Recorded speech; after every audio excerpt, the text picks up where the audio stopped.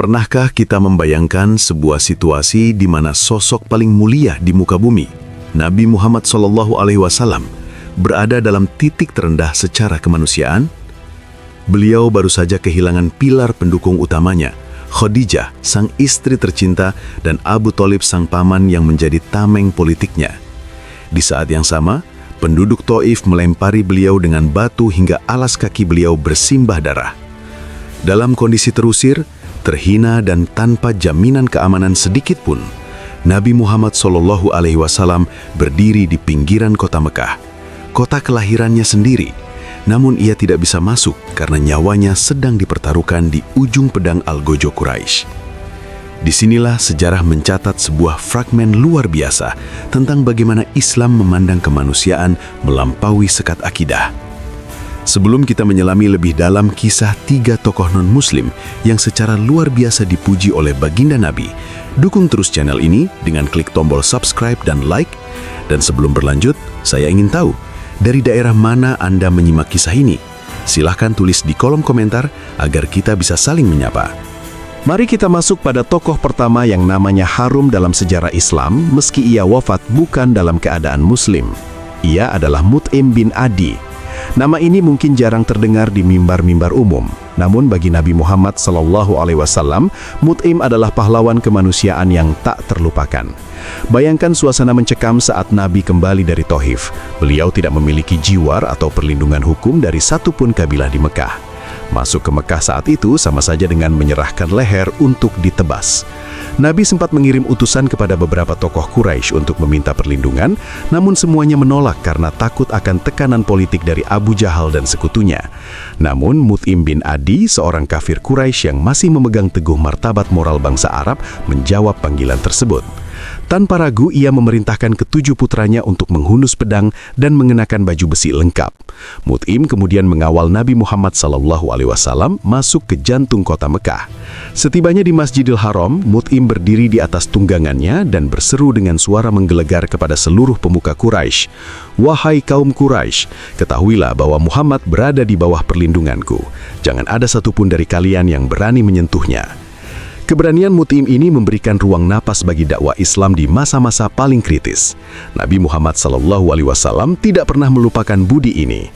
Bertahun-tahun kemudian, setelah Perang Badar usai dan kaum muslimin memenangkan pertempuran, banyak tokoh Quraisy yang menjadi tawanan perang. Saat itulah Nabi teringat pada sosok Mut'im bin Adi yang sudah wafat. Beliau bersabda dengan kalimat yang sangat menyentuh dalam riwayat Imam Bukhari, "Seandainya Mut'im bin Adi masih hidup, lalu ia berbicara kepadaku untuk membebaskan orang-orang kotor ini, para tawanan, niscaya aku akan lepaskan mereka semua demi menghargai jasanya." Kalimat ini adalah bentuk diplomasi tingkat tinggi sekaligus pengajaran akhlak. Nabi ingin menunjukkan bahwa perbedaan keyakinan tidak boleh menghapuskan rasa terima kasih atas kebaikan kemanusiaan. Mut'im bin Adi dipuji bukan karena penyembahannya, melainkan karena integritasnya dalam membela kebenaran dan melindungi orang yang terzolimi. Ini adalah tamparan bagi siapa saja yang merasa bahwa beragama berarti harus memusuhi semua yang berbeda secara membabi buta. Nabi mengajarkan bahwa seorang mukmin adalah orang yang paling tahu cara menghargai kebaikan, sekecil apapun itu dan dari siapapun asalnya. Setelah kita memahami betapa Nabi Muhammad SAW sangat menghargai perlindungan fisik dari seorang Mut'im bin Adi, mari kita bergeser ke fase Madinah, di mana tantangan yang dihadapi umat Islam bukan lagi sekedar intimidasi, melainkan eksistensi kedaulatan. Disinilah muncul sosok kedua yang mendapatkan pujian luar biasa dari lisan suci baginda Nabi. Beliau adalah Mukhrik, seorang rabi atau pendeta Yahudi yang berasal dari Bani Tha'labah.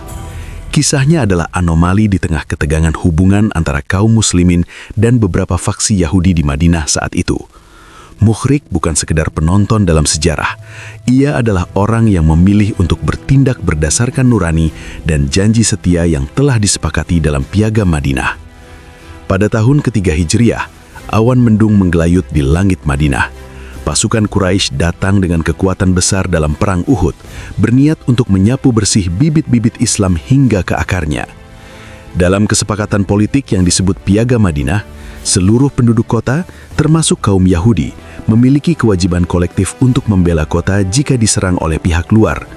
Namun ketika seruan perang berkumandang, sebagian besar kelompok Yahudi memilih untuk diam, bersembunyi di balik benteng-benteng mereka dan mencari alasan teologis untuk tidak turun ke medan laga dengan dalih bahwa hari itu adalah hari Sabat, hari suci yang terlarang untuk berperang. Mukhrik berdiri di hadapan kaumnya dengan kegelisahan yang luar biasa. Ia adalah seorang yang sangat alim, kaya raya, dan memiliki banyak perkebunan kurma yang luas. Namun baginya, kebenaran tidak bisa ditawar oleh alasan ritual semata jika sebuah janji telah diucapkan. Ia berseru kepada kaumnya, "Wahai kaum Yahudi, demi Allah, kalian sebenarnya tahu bahwa Muhammad adalah seorang nabi yang benar dan sudah menjadi kewajiban kalian untuk membantunya." Namun seruan itu disambut dingin dan dalih hari Sabat. Melihat kekerasan hati kaumnya, Mukhrik tidak lantas menyerah pada keadaan. Ia mengambil pedangnya, mengenakan perlengkapan perangnya, dan membuat sebuah wasiat yang akan menggetarkan sejarah. Sebelum berangkat ke Uhud, ia menyatakan di hadapan saksi-saksi, "Jika aku terbunuh hari ini, maka seluruh hartaku, perkebunanku dan kekayaanku menjadi milik Muhammad. Beliau berhak mengelolanya sesuai dengan petunjuk Allah." Mukhrik kemudian memacu kudanya menuju lereng Gunung Uhud, bergabung dengan barisan kaum muslimin yang saat itu sedang terdesak hebat. Ia bertempur dengan gagah berani, bukan karena ia mencari sanjungan, melainkan karena ia melihat kejujuran pada sosok Nabi Muhammad SAW. Akhirnya, Mukhrik gugur sebagai syuhada di medan laga tersebut. Kematiannya membawa kesedihan tersendiri bagi Rasulullah SAW. Bayangkan, seorang yang secara lahiriah belum secara resmi bersyahadat dalam pengertian administratif umat saat itu, namun jiwanya sudah menyatu dengan nilai-nilai Islam. Nabi Muhammad SAW kemudian bersabda dengan kalimat yang penuh penghormatan, "Mukhrik adalah sebaik-baik orang Yahudi." Bahkan, harta yang diwariskan oleh Mukhrik menjadi salah satu fondasi awal wakaf di Madinah yang manfaatnya dirasakan oleh kaum fakir miskin selama bertahun-tahun. Mukhrik mengajarkan kita bahwa integritas tidak mengenal label. Ia adalah bahasa universal yang diakui oleh Tuhan dan Rasul-Nya. Kisah ketiga membawa kita melintasi lautan menuju tanah Afrika, tepatnya ke kerajaan Aksum atau Abisinia yang kini kita kenal sebagai Ethiopia. Jika Mut'im memberikan perlindungan di tengah penindasan dan Mukhairik memberikan nyawanya di tengah peperangan, maka sosok ketiga ini memberikan sesuatu yang jauh lebih besar, sebuah rumah dan martabat bagi mereka yang terusir. Beliau adalah Al-Ash'amah bin Abjar, sang Raja Najasyi. Nama Najasyi sebenarnya adalah gelar bagi raja-raja Ethiopia, namun sosok ini memiliki tempat yang begitu istimewa di hati Rasulullah SAW, sehingga sejarah mencatatnya sebagai penguasa Kristen yang paling dicintai oleh umat Islam di masa awal. Mari kita tarik mundur waktu ke masa di mana umat Islam di Mekah tidak lagi memiliki ruang untuk bernafas. Mereka disiksa, diboikot, dan rumah-rumah mereka dipenuhi jeritan kesakitan. Di tengah keputusasaan itu, Nabi Muhammad SAW memberikan sebuah instruksi yang mengejutkan. Beliau tidak menyuruh umatnya pergi ke utara atau ke timur, melainkan menyeberangi laut ke arah barat. Nabi bersabda, "Pergilah ke negeri Habasyah, karena di sana ada seorang raja yang tidak boleh ada seorang pun dizolimi di sisinya. Negeri itu adalah negeri kebenaran."